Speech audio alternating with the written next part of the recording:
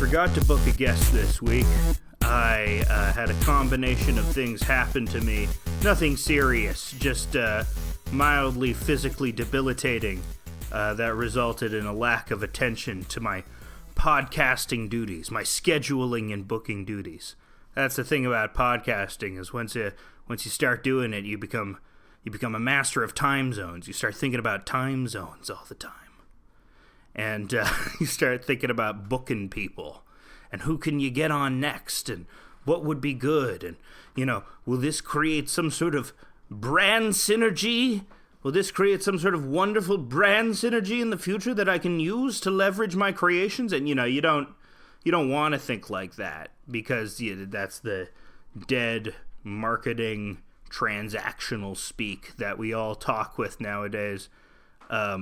And it divorces us from a real human relationship. But when you enter into this current entertainment milieu, that's how you start thinking. Start thinking about your personal brand.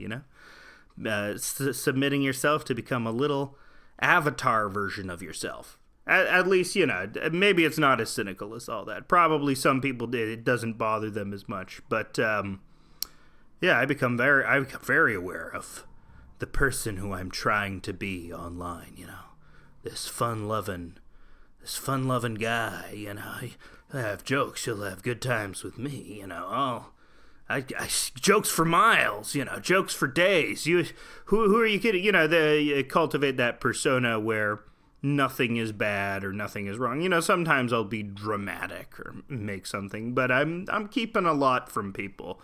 Because, like everyone, I'm a fucking maniac on the inside. I think terrible things. I every day is this, constant struggle to be productive against my series of manias. And I think maybe there is danger in collapsing that persona into your online brand self, your online brand avatar, because that's when shit gets weird. That's when the line between your fictive self that you present for other people and your real self, that simmering ball of charcoal-like rage that sits at the heart of your being. And without constant vigilance, it threatens to dominate your identity.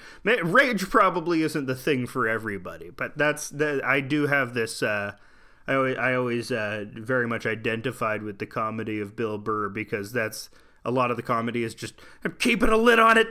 I'm keeping a lid on this rage. Yeah, so which is a very if you are burdened with testosterone, it's not burdened. Testosterone's good. Tea is good. Love tea, nothing wrong with tea. But if you have that, there's always this, and this is not evident of all testosterone havers, but with some, including me, I have this, constant desire for revenge. If that makes any sense. Just for small stuff, someone following too close to me on the street, I shall get my revenge. Someone is, I was walking, I'm this old man now, I have an old man gait, I have a paunch that hangs out, and I walk like, I'm having these John Kennedy O'Toole, I'm having these Beau is Afraid moments now. I passed some youths the other day, some teenagers, and they were saying, hey, mister, you're having a nice day out, you're having a walk, and they said it threateningly, as youths do. And then I ignored them, and they shouted at me, prick, asshole, which was very funny to me. It's like, I didn't know that actually happened. I didn't know people accosted you in that way, or it had been so long since I had been accosted in that way. Maybe that wasn't being accosting. Maybe I was being rude. Maybe they were trying to sell me subscriptions in their magazine so that they could go to Cabo for the summer or whatever. But no, it was just some malevolent little dudes. Nah, they weren't malevolent. You're just angry. That's it. When you're a teenager, you're very angry. you got the raging hormones, and you have this sense that there is this great injustice in the world, especially being done to you. And, from that injustice stems that rage. You want any measure of control over something. Because when you're a teenager, you have zero control over everything. You think your life is, adrift as an adult, but you have agency, way more agency than a freaking teenager. And so, I think over time, though, that rage, I think that rage is ultimately the source of my depression. And that's what we're going to talk. Folks, I'm doing the solo episode. I'm doing the whole depression thing. Before I get into the whole depression thing, I want to say something about what I think is called the depression industrial entertainment complex, which is a long word, but it's very funny how much material in entertainment we have now that specifically deals with major depressive disorder or suicidality. For some reason, I watched the most garbage fucking shit on earth. I watched the most garbage TV. I was watching The Dark Side of Comedy on Vice. It was a Vice show. Even though I don't think Vice exists anymore, but whatever. It was a Vice show, and they had all these comedians, and bad stuff happened. Chris Farley, he died young. It's the dark side of comedy. Oh, it's Freddie Prinze Sr. Oh, he died young. It's the dark side of comedy.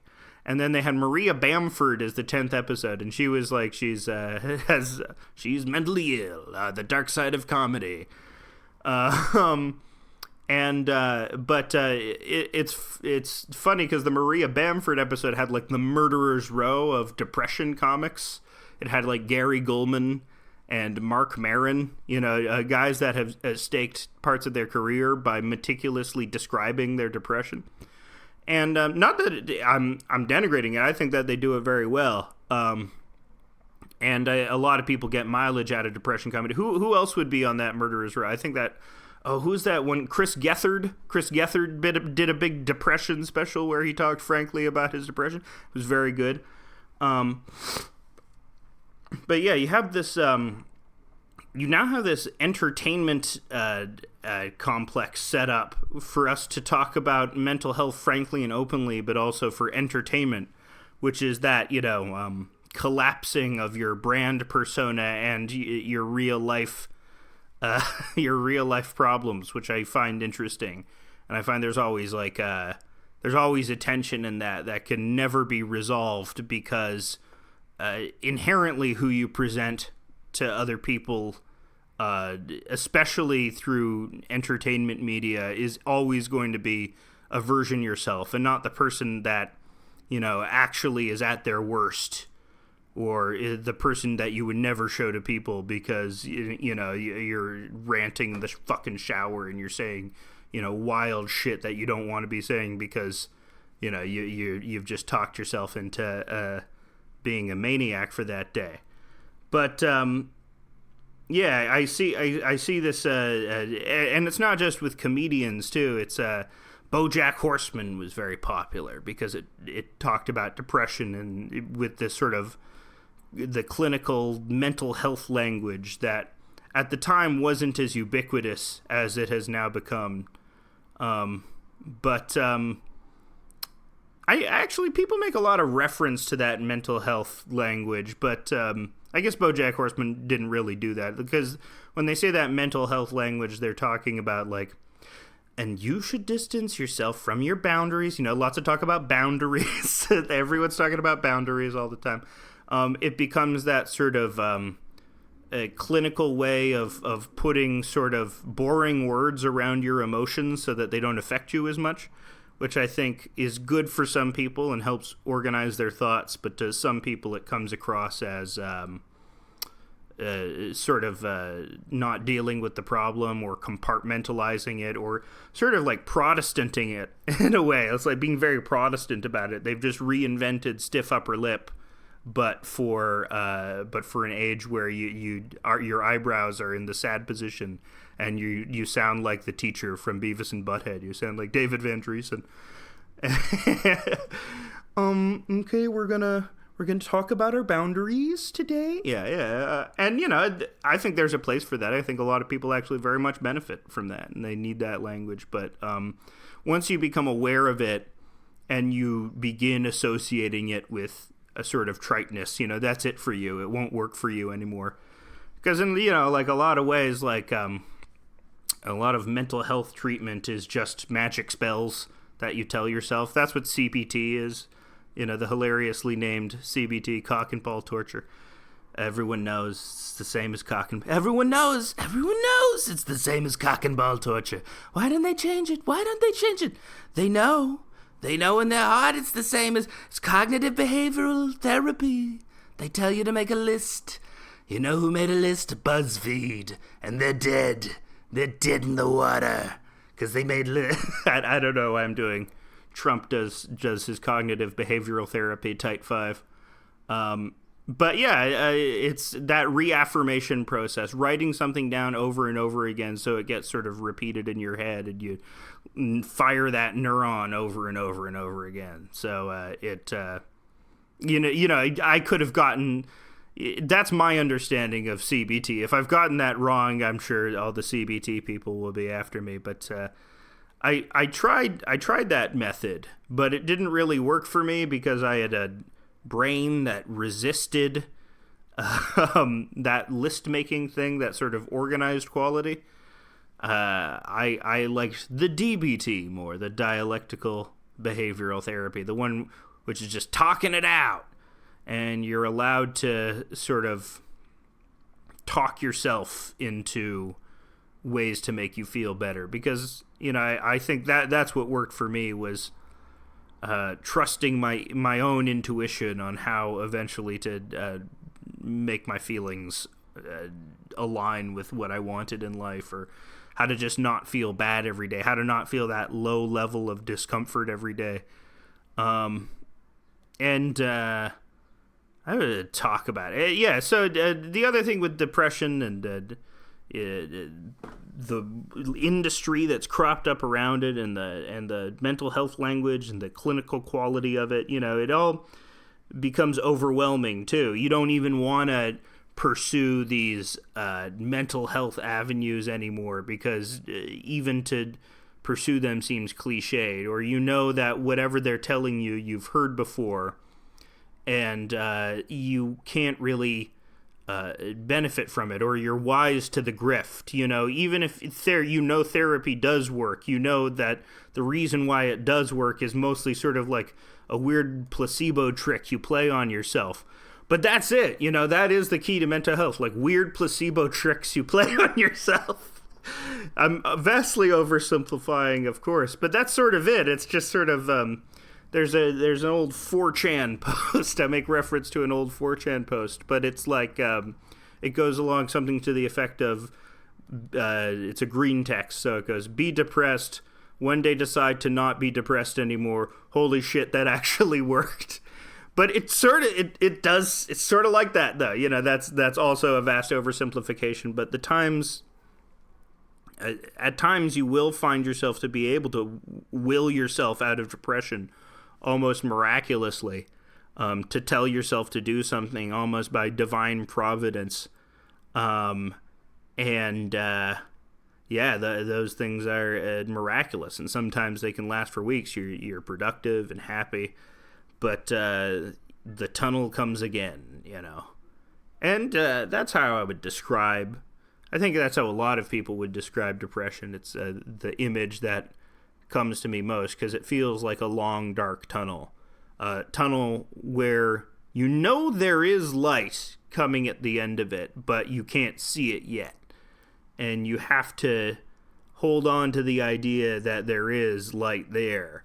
But it's so difficult because it's so dark, and you've been walking for a very long time, and you're burdening yourself with just this information, this knowledge that you've been walking for a very long time. It's sort of like the thing when inexperienced pot smokers smoke pot for the first time. They always think, will it be like this forever? And that's also the effect of depression. Will it be like this forever? And the answer is nah, probably not. I mean, the caveat being that in order to will yourself out of depression, you have to do things. That's the only thing you do is do things, is form new experiences. That is, like, I find the most effective thing. But the funny thing about depression is that it makes you not want to do new experiences for fear you'll get hurt, for fear that, it won't be worth it, for fear that you'll be abandoned again, for anything like that. And that's really the insidious nature of it. It's, in order to not be depressed, you have to do stuff, but you don't want to do stuff because you're depressed. But why? But why, you ask yourself? Why am I depressed? When did it get this way? How did it get to be this bad? Well, everyone's different. And some people I meet, they're depressed. Like, yeah, I was eight years old and I was fucking depressed, and that's terrible. Oh my God. I was sort of like weird at 8 years old and a little melancholic, but I would not describe myself as depressed, or I didn't have that sense of like overwhelming responsibility that contributed to my adult depression, or depression that I think I could only experience really as an adult. Because when you're a kid, you're not really like, or even when I was a teenager, I don't think I would say I was depressed. No. Actually, no. I was depressed when I was a kid. I specifically when I was in 10th and 11th grade. Yeah, let's go back. Let's go all the way back. Let's do a little history here. So, my parents did not have a great marriage. They're good people. They're individually wonderful people. I love them, but together they were not a match. I won't detail anything about it, but yeah, they got very mad at each other a lot, and it's not terribly good environment if you're coming home to mad a lot of the time, or that's your major experience with human relationships. Your parents form your first and most lasting understanding of the world. So if they're mad at each other a lot, that's what you come to anticipate, right? People are going to be, there's a lot of tension, there's always tension that needs to be resolved, or there's some sort of tension waiting ahead that I will have to eventually resolve. And, you take that everywhere with you. You take that sense of anxiety with you, even as a kid. So, but I wouldn't say I was like really dreading the next day of school until about age 10, where I was at a school where I was getting bullied.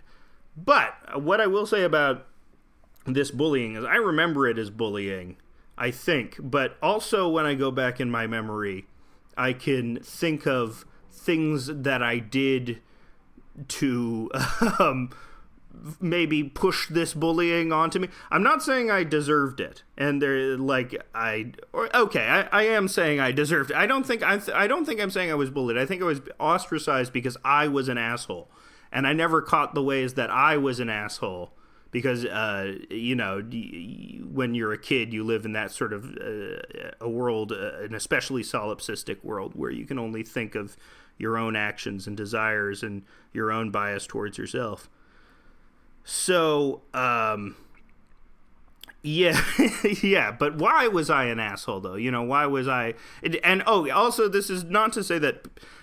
lots of people who are bullied, I would venture to say that most people who are bullied, 90%, 95%, are not the type who bring it on themselves in the way that I was doing. But I very much had the experience where there's an episode of 30 Rock where Liz Lemon believes she was bullied in high school, and then she goes back to her high school reunion, and everyone reveals that they were afraid of her because she would say, like, devastatingly mean things to them. And she just had edited that part of her antagonism out of her memory. And, when I thought back to when I was 10 or 11 of, like, what did I do to deserve this ostracization from my peers, I was like, oh yeah, I was saying like weird, arrogant, mean shit to them. None of which I can like fully remember, but I can like I definitely think there was a component of self-inflicted harm to it too. I think a lot of this tension, a lot of the reason why I was sort of mean and arrogant and, was acting out and couldn't socialize normally is because I was, my main vehicle for socialization was this sort of argumentative home life. This home life which was constantly steeped in conflict. And so much so that it came to develop where any conflict made me nervous, actually, which was very funny because when I'll detail of when I became the most depressed, it all coincided with when I was trying to become a lawyer. So yeah, it's funny that I became totally conflict averse. I became, nauseous at the thought of conflict, but I wanted to go into a profession where that's all I would be doing. All I would be doing day after day would be yelling at people and getting into situations where people were potentially mad at me. And I thought that would be the way. That would be the way to go. This shrinking violet, that is me. I could easily handle that, but we'll get to that later. So, so when I was 10 or 11, I was getting bullied, and this led to insomnia, incessant insomnia, dread about the next day of school. And that's like when I had I would say I first started flirting with mental illness. First started flirting with, the voices, not in the hard schizophrenia type of voices, but those weird compulsions you have sometimes to just, yell something out strange, or maybe I'm generalizing. I'm probably generalizing this. I probably have a very specific type of psychosis, but when I was 10 or 11, just never sleep. Would never sleep. I would, it was this constant nightmare. I would come to hate the sounds of birds chirping at 4 a.m., when they first started chirping. That would be well, I know I'm going to feel terrible for the entire next day, and this will just repeat again night after night, and I'll get this very insubstantial amount of sleep. And, I wasn't really able to, for some reason, I just never told anyone about it. I never sought any treatment for it. I just spent,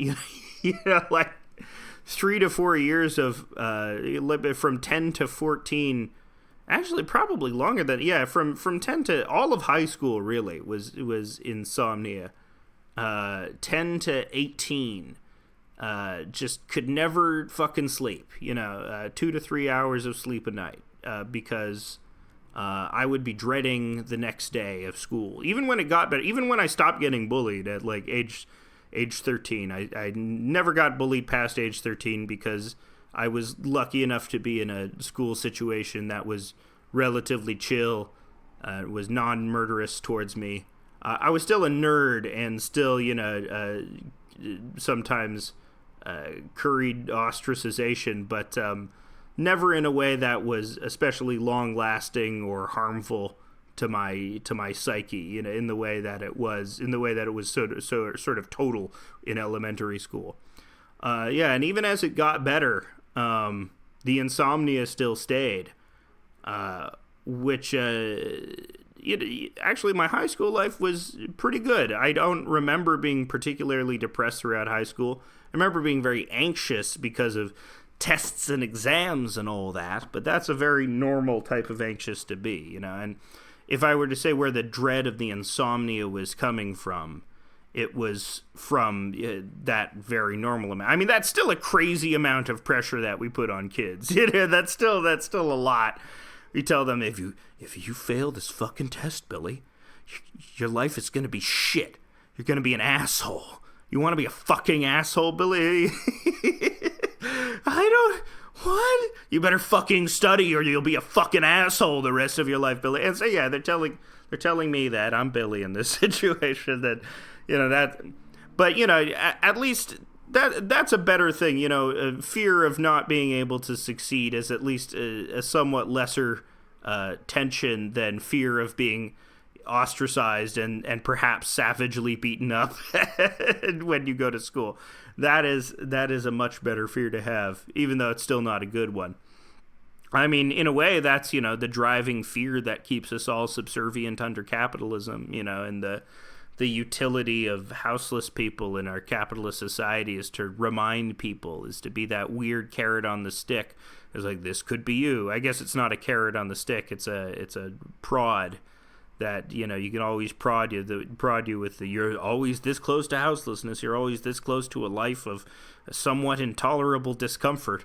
So, better keep working down at the fucking cheese factory. Goddamn, I've been inhaling all this cheese fumes from the cheese factory. I'm getting industrial cheese waste under my fingernails. I'm coming home at night. I'm, just shredded. The scene in True Detective where they're interviewing the lady and her hands are all fucked up because she's worked at an industrial laundry for 30 years. So they're all like bleached and chemical stained and degraded. But I have that from working at the goddamn cheese factory. So anyway, throughout high school it was all right.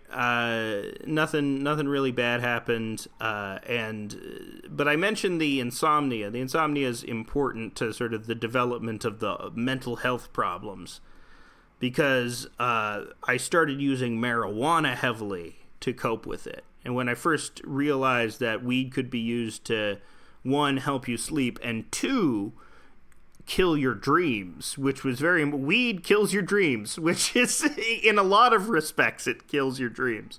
But in one respect, it meant that I didn't have nightmares anymore. I wouldn't have anxiety nightmares or night terrors anymore, which was big for me because that was also like a big component of my insomnia, is in fearing the next day, fearing, what would happen. I would inevitably be stricken with this sort of restless sleep where I would be just having these dreams of you're in class and you're naked and you have a test you haven't studied for. Very normal dreams, but like really ramped up in intensity and like really, they're pointing at my horrible shriveled little red penis and they're saying, loser, loser, loser, every single night, all this fucking weird, inadequate shit, stuff that I really hope isn't as common in other people, because if those dreams were as in common as other people, I don't know how anyone would get anything done. Not saying that I'm some sort of nightmare martyr. I'm sure there are people that I know who have like way worse problems with night terrors than I do, but that was just a component of the insomnia as well. But the great thing about marijuana is you stop dreaming, or you stop being able to remember your dreams. You still dream somewhat, but yeah, it does cut that out a lot, which long term is pretty bad for your health. It's not, you should dream. That's something you need to do. You need to enter the delta state. You need to get your REM sleep every night for you to have a good, healthy life. But if all you're having is nightmares, or if mostly what you're having is nightmares, then this magical dream killer is great. And so I just started using that very heavily every day from age 19 to present. It's not something I'm particularly proud of. I think I outgrew performative stoner stuff very... I outgrew that a while ago. For a while I was doing it, and I think there's still some part of me that enjoys that performative stoner character. Lord knows my favorite movies are all basically stoner movies. I love The Beach Bum and whatnot. I love The Big Lebowski, but everyone loves the fucking, all white people. All goddamn white people. You fucking white people. And Inherent Vice, also one of my favorite movies. It's a very stoner movie, but I guess there was part of me that identified with that lifestyle as well, because I had tried to drink. I had tried to, I'm going to drink alcohol. I'm going to be a drinker, because that's the social thing to do. It's how you fuck. You drank, yay! But I couldn't do it because of my weak Jewish stomach. I could never house enough liquor to get drunk enough to be the life of the party. Or the other problem was, like, my reaction to alcohol would be, I would be 15 minutes, I would be, taking my shirt off and singing Lust for Life, running down the street going, yeah! And then, after 15 minutes, it's like the crushing tiredness and depression sets in. Well, nobody likes me, I can't do anything, what is good? And then, I have to leave whatever party I'm at. So I was never able to, that drug was never a big social drug for me. But marijuana, the thing about marijuana was I enjoyed the environment in which you're supposed to socialize as a dumb college stoner. Stuff's a little bit quiet. If there's music on, you're actively listening and commenting to it. It's like it's a much chiller vibe, a much less intense vibe, a much less sensory heavy vibe, which is what I enjoyed about it as well. And it was useful at first. It continues to be somewhat... actually, at this point in my life, it's probably exceeded its use and is more of a burden than anything, because I spend a lot of money on it. I could probably be doing more stuff. It fucks up my memory. It scatters around. It makes me paranoid, which it never did before. But because it's pretty, it's obviously not physically addictive, but you become very mentally dependent on it. I don't know what I do. Don't know what I do without my little bong reps, Feels very difficult to get out of that situation without my little bong reps. But I also mentioned marijuana because I'm sure that has a lot to do with depression really setting in as an adult. The inability to do things, the inability to pursue what I thought were real adult enterprises because I was hampered by this drug constantly. It's and I don't want to. It's not like you can't say I'm fucking addicted to. It's the joke from Half Baked. Have you ever sucked dick for weed? And the answer is yes, I have sucked dick. No, not really. Well, kind of, but yeah, it's just you can't go up to heroin addicts and be like, I know exactly what you're going through because I have a serious marijuana addiction, and it's I can't remember dates. It's difficult to remember dates, and the heroin addict is like, I sold my sister's baby in order to get more heroin, and you're like, yeah, that's terrible. Like, I'm bad at doing Excel spreadsheets because of weed, and that's real tough with wanting to get an office job. Yeah, I'm not. So that's so that, but it really does. It really is getting a little long in the tooth, and I've tried to abdicate it before, and it's been very difficult for me to do so. Not that it's so bad or it's the the worst thing in the world, but it's something I'm working on, and something that I suspect is contributing to my depression and has been contributing to it for a long time. Because I think when I really started getting sad was after college, because now life sets in. Now I have this responsibility I didn't have before. Now I have this constant need to work. There's no potential for the future. There's just, endless toil.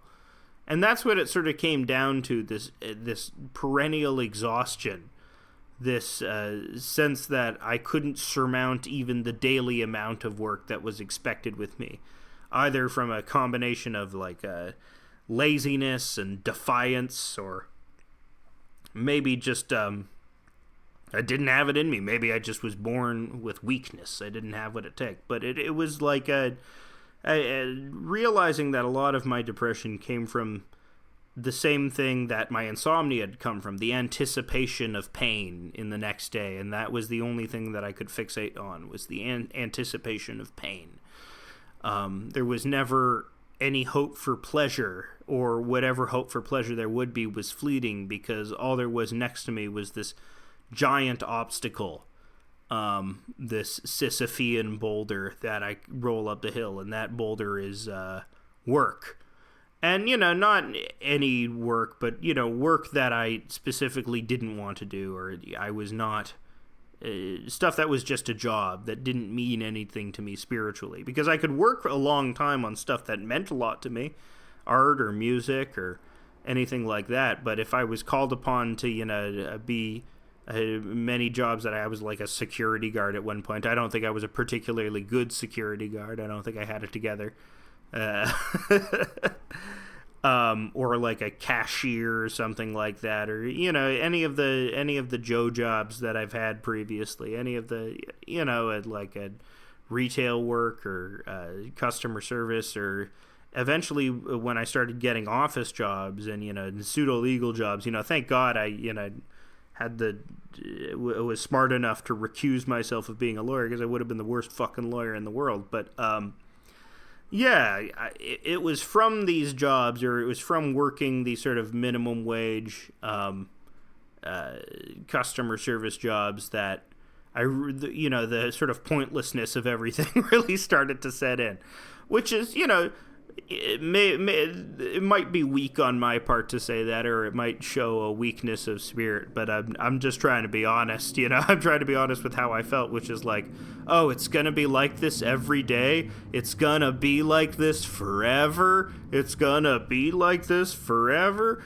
And which is amazing to me, is because it's like, it seems like tons of people are getting along in these jobs without having these damning existential feelings. How are they able to do it? And, I'm not able to cajole enough will or wisdom out of my body in order to just force it to do this thing that I need to do in order to survive. But no, I just couldn't deal with it. Or I could at first, That's how it sort of works, is you live with what I would call this force field of discomfort. And it's not so much discomfort. It's like, when you run your fingernails against silk in the wrong direction or against the grain, and it creates a sort of unpleasant, scratchy feeling? I liken it to that feeling all over your body. And it's just sort of tingling around whenever, you're doing the thing that is sucking up 8 to 12 hours of your life every day. And to the detriment of other things that you could or should be doing, and you just live with it. and maybe it's most people are living with this, and they don't notice, or they don't know they should be feeling so bad about it, and they just accept it as it is. But I was living with it, and I thought what I wanted, and this brings me to how I decided to go to fucking law school, right? Which was a hilarious decision, because anyone who had ever met me previous would be like, you? Why? There's a lot of reasons. One, I love my mom. She's a very stereotypical Jewish mother. He's like, Alex, you are such a brain. You should become a lawyer. You have a great mind. You have a good line. You're so good at arguing. You should be a lawyer. That's not how she sounds. She doesn't sound like a Long Island Jew, but that's in my head. That's how she sounds. She sounds like Linda. All moms sound like Linda Belcher in my head. So there's that sort of pressure, this idea from very young that a lawyer is like something of prestige, or something that you can do if you have some sort of intellectual capacity. It's some way to develop the world around you. And the time I graduated college was around 2011, and so the Occupy movement was going on at that time. 2008 was sort of the year I became an adult. At age 18 was also the year the economy crashed, And then I had to learn what credit default swaps were. Because now I didn't know what they were before, but now they had a huge effect on my life. So I needed to know what credit default swaps were. So when you grow up when you really come to age in that environment, when the rug has been pulled out from under you, you don't know what the future holds, but you know there is this sort of vaguely evil corporate conspiracy that tries to doom everyone around you. You sort of try and find ways to get at that or help at that, in whatever way possible. I think, a lot of my entry to that, too, was stonerdom, because it was like one of the very stupid stoner things you think at first is, how is this shit illegal, man? Of course it shouldn't be illegal, but it's stupid when you think about it because you're a dumb, teenage stoner. And, but, that question of, like, overarching drug laws or why are drugs illegal will sort of lead you to the inevitable question, drug possession should not be a crime at all. It's, drug dealing probably shouldn't be a crime in many cases. Well, I don't know. Maybe some drug. I'm not going to get into this drug abolition thing. But drug abolition, drug laws was an entry into leftist politics, because here was something that had very much, when I was 18 to 21, very into the medicinal effects of marijuana, because they had helped me immensely just sleep every night. That was, and that was nuts to me. Being able to sleep every night, that's fucking crazy, and so that provided a lot of euphoria for a while. And, a lot of why I felt almost indebted to marijuana in a way for giving me a part of my life back, without eventually ignoring its more detrimental side effects. But, so I think drug laws and, knowing that there was something that I could be doing to attack this nefarious cabal of faceless bankers at the top, try and find any way to get at them. Once again, talking about this sort of sense of rage, this desire for revenge that colors everything. It was even back then. So I figured the best way was institutional desire for revenge. I'll be a lawyer, and lawyers can change laws by challenging bad laws. And, I thought that's what I wanted to do.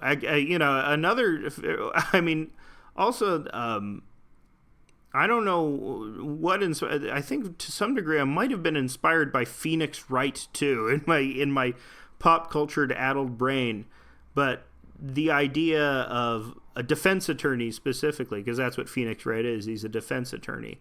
I liked that character without really knowing about the vast injustice of our own criminal justice system at the time, but I knew, because I was just a contrarian inherently, and I knew most media depicted DAs and prosecutors as being the sort of heroic lawyer figures. I knew that in order to be contrarian, I like the idea of a heroic defense attorney, somebody that represents somebody who has been falsely accused, who has been under the thumb of some sort of authority figure. Actually, what probably contributed to that was in 2011, I got caught selling weed at my college, and I was suspended for a couple of days, and they were figuring out whether to expel me. But through a series of things that happened, I did not get expelled. But actually, that sort of inspired me a little too, realizing that, just because somebody says you're fucked doesn't mean you're fucked. There are things that you can do to get out of it, because, you deserve a second chance. There are circumstances that militate in your favor, right? You don't do things that are against the law necessarily because you're bad.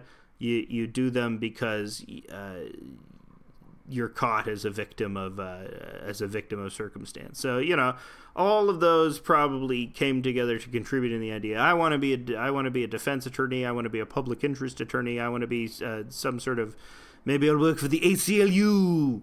Maybe I'll be a free speech attorney, because, you know, that was also a high-minded goal at the time. But yeah, so I enrolled in law school. I did not do terribly well on the LSATs. And fine, good enough. I was able to get a scholarship to like a very middle of the road law school. Also, what was sort of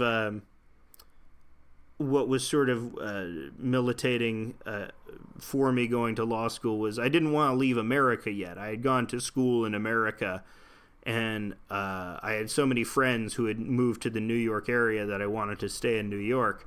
And so law school was also just another way of keeping me in New York as well. But more than that, I had just, you know, grown sort of confident in the way that this was the path of the future. This was the way that I could become an adult and afford myself some sort of esteem, and, you know, really get to where I needed to be going in life. Law school went fucking terribly. The American law school went fucking terribly. I had bed bugs the entire time that I was living in New York. And hilariously enough, was getting no sleep as a result of that. The insomnia had come back again. But this time it was born from these horrible, nightmarish creatures. You know, if you've ever had bed bugs, it's a fucking nightmare. And so I just could not concentrate at school ever and was getting terrible grades. And that summer, I had got an internship at a public defender in Charlotte. I had an internship at the Charlotte Public Defender. And I was fucking useless. I was just, you know, worse than useless. And I knew it, too. You know, that's the thing about imposter syndrome. There's a lot of hay made about imposter syndrome nowadays. But what if you know you're bad at your job? What if you know you're like actually a burden to have around? And I was sort of dealing with that. And the way I was dealing with that was in this way that I had always dealt with stuff, was by compulsively writing music and compulsively making art, because that was at least something that I had a measure of control over, something that I knew that I could do. Even, you know, though my art was chintzy and shitty, it was like good to the level that I wanted it to be at. So that's what I would do instead of like researching cases that I could give to my supervisors the next day. I would just be fucking around on the internet a lot. I wasn't doing a lot. I wasn't getting paid, so, you know, it wasn't that bad. But still, I was taking up the time of people that, you know, probably could have been doing better things. At any rate, I had learned that I lost my scholarship from this law school that summer, and that was, and a trigger warning for people is get a little sensitive, but that was the first time I made any attempt on my own life, was learning that I had lost the scholarship from my law school, because instead of now me paying like $5,000 a year, it was now $50,000 a year. That's how much my scholarship was for, and that's how much American law school prices had inflated. So that was obviously unaffordable. I could not do that. So there was no choice but to quit law school. And I remember having like an argument with my mom about it. And, you know, she said she was willing to pay the $50,000, and I was, no, this is not worth it. You should not be doing that. But I was very distraught, not from necessarily the argument with my mom, but just from the enormity of everything, you know, convincing myself that this is the thing. This was the thing. This is what I was going to do. And receiving two big signs that this was not what you should be doing. But I couldn't reconcile that, you know. I couldn't reconcile, I knew I was being shitty at my internship. And two, like I lost my scholarship, which is like definitive proof that I was shitty at this. And so I decided, that's it. I'm going to kill myself. I feel terrible. This is the worst anyone has ever felt. Even this petty, stupid shit, which anyone can recover from. I didn't need to work myself up into thinking this is all it's going to be for you. This is all it's going to be for you forever. But I did. And so I looked up on Google how to make a noose, which is a very funny thing to look up on Google in retrospect. How to make noose, how to kill self on Google. And what's funny is, like, Google will give you the, like, they say, if you're having problems, here's the port that you can call. But they'll also show you the killing yourself results. They'll show you the, like, here are the suicidemethods.com. We only publish these so that you can do it safely, because otherwise you might get this information from someone who wouldn't instruct you how to do. There's like a bunch of suicide methods resources online, which is very funny. I wonder if they're still there or if they're as easy to look up. But anyway, I looked up how to tie noose on on Google, and I tied a noose out of available ties that I had. That would come up later. And I was going around the suburban Charlotte woods, looking for a branch, hunting around for a branch to hang myself. And then I sort of snapped out of it at that time, because when you're sort of roaming around this place that was foreign to me at night, and especially. It didn't get that serious. I got to the noose-making stage of the suicide attempt, but it never proceeded to actual physical harm. So that fucked with me for a while, and I eventually, I moved back to Canada, and what's weird is that festered in me, though. That loss festered in me, so I decided to do law school again, but this time out of spite. There wasn't even any sort of, like, I still retain the idea that I wanted to be a public interest lawyer, but this time my brain was mostly just saying, like, oh, they think you can't do this? They think you can't do this? I don't know who they was, but they thought I couldn't do this. So I had to do it. And this time it went much better, because of that sort of dogged determination, or that desire to prove myself, at least, in the act of getting a law degree. I was able to do relatively well in Canadian law school. And even, my clinic work was better than the work that I had done at the Charlotte Public Defender, that's for sure. But it was still lacking, though. I was still not suited for it, because I don't have sort of a decisiveness that you need. It's sort of like a shark-like scheduling brain that you need to really be an effective lawyer. And that eventually, after I graduated law school, I got, a dream internship, well, in Canada, how it works is you do your, what is it even called? I don't even remember what it's frickin' called anymore.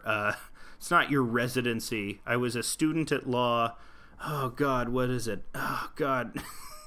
See, that's how bad of a lawyer I would be. I don't even remember what this very important thing is called. It's a placement program where you need to do 1 year at like a law firm as an almost lawyer, as a student at law, before you get your full-on lawyer license. And I did it at a place that I really admire. Is like a really great legal clinic, and I loved it a lot, and all the people there, I have nothing but good things to say for them. But I was just ill-suited to the job. I could not muster that sense of organization. I'm sure it was from, the weed. I'm sure, I wasn't like smoking at work or anything, but just doing it so much in the evening before after work was it would fuck me up for the next day as well. And this was on top of 10 years of my brain being addled by that. So I couldn't do anything fast enough. I couldn't research fast enough. I was just too filled with anxiety to make decisions. And that fucked with me enough too, because I had done it again. I had killed the bear. I had slayed the beast. I had accomplished law school. I had gotten my law degree. I was on my way to doing this important thing. This was another investment. I was about to become an adult, but I just was bad at it. And lots of students are bad in their first year. But I was especially bad, so bad that I knew that I was burdening those around me by being this bad. And that's where suicide attempt number 2 comes in. Once again, the tie noose. Once again, I had opted for the tie noose. How ironic that this symbol, the suit symbol, shall be my death. And this time it actually proceeded to the self. I got close enough the second time to joking myself to death that I went to the ward, and that was the first time I went to the ward. I shouldn't say I went to the ward, because I was never interred. I never spent any time. They did take my shoelaces for the 5 hours I was in the waiting room, but I was lucky enough that I didn't call the cops on myself, so I had no need to be put into the asylum. But that sort of preceded this long time of just not being able to do anything. That's when I first started actually using SSRIs. That's what, around age 26, age 25 or 26. That's when I started fucking my body up. Who knows? There's a big SSRI debate. I currently don't use an SSRI. I use something else. I use something called mirtazapine, which has kind of worked for me. It's hard to know if it works or not. That's sort of how they work, is they're strange placebos. Not even people that study them know really how they work. Like, the full extent of their effect is unknown. It's a very funny thing that a lot of mental health medication, a lot of pharmaceuticals, is guesswork, that it kind of sort of does it, and that's as good as you're gonna get. But that's when I was sort of at my lowest ebb of depression too, and such that I had my boyfriend Jay, him if you listen to the show, and I think I wasn't able to bring my A game, or the relationship definitely deteriorated as a result of this ongoing depression, and the fact that I just didn't feel like a person, or like my sense of personhood had been totally crumbled, because however much I had staked on being a lawyer before, now that I had actually completed law school and had gotten a taste of doing the actual work that was involved in public interest law, this was it, this was the show, and no, you're not. You're not supposed to be doing this. And I think that, that still chased me, even after I quit the whole lawyer game and decided to get an office job, where I was working in an office job. Even that responsibility, that sense of adult responsibility, or wasn't even adult responsibility, just the clerical work, just that busy work, it made me feel dead inside. It made me feel like I had nowhere to run to. It was that full body discomfort. It was rubbing your fingernails against silk every single day, for every single hour of every single day. And so I had to eventually quit the office job too. And for a while, that's I was living off of unemployment, which is when I started doing the comics. And I found that after 32 years of just sort of dicking about and investing too much time and money in the wrong thing, I had finally found this incredibly stupid thing that managed to be emotionally fulfilling and seemed like maybe something that I could pursue in terms of a career. And sometimes it takes that long. I guess I'm coming to a conclusion. Sometimes you just have to really fuck up throughout your 20s and really have a fucking bad time, and in order to find out that the thing which provides you sort of spiritual solace is this incredibly silly thing. And the thing about comics is that I guess the struggle, we come back to the struggle of being an artist in general. Is this important? Is my voice worthy to be heard over the vast amount of other voices? There's such an amazing amount of talented people in the world, and even though you're not really competing with them, in many ways you are, because there's only a certain amount of time that people have to pay attention to art, right? And that is a finite resource. So, even though you're not in competition for an artist, you're always in somewhat competition for the attention of an audience. Which, don't think about that. Don't let, if you're an artist, don't let that color your idea of what you should do. You should do what you do because you want to do it. You want to express something, not because you want it seen by a mass of people. But if you do eventually turn your mind to how do I make a living off of this, especially if you do it through some sort of social media platform, then that thought does enter your head of, oh, I'm competing for people's attention.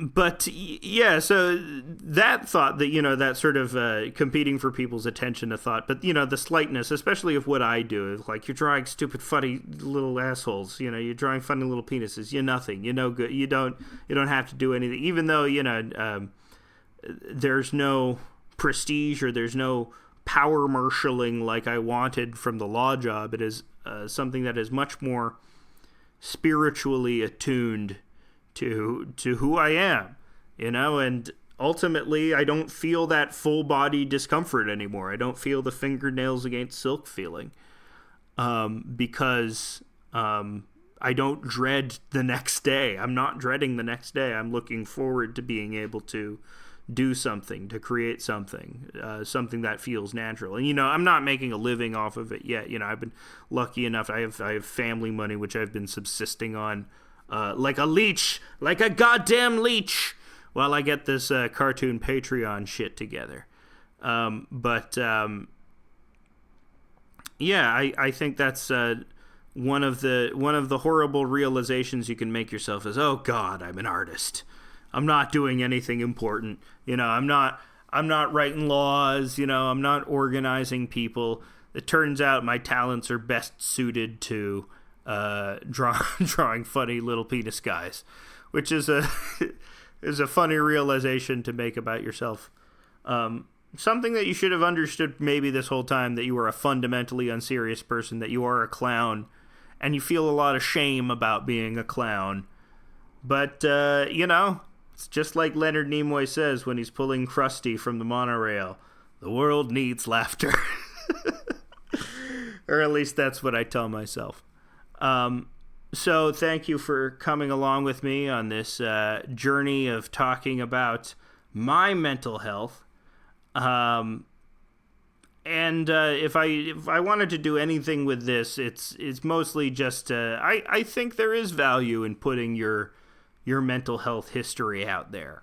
I think there is value because even if it's the most basic thing to do, even if it is this sort of cliched parlance of our times, I think one of the things depression can do is convince you that you are utterly alone and that there's nothing for you out there. No one understands how you feel, really, and this pain is unique, so unique that nobody would be able to sympathize with it. But no, lots of people going through what you're going through, and if you develop the simple courage to ask them about it, they might tell you about it, and you might feel a little less alone. So, with that, have a great night, and I love you all.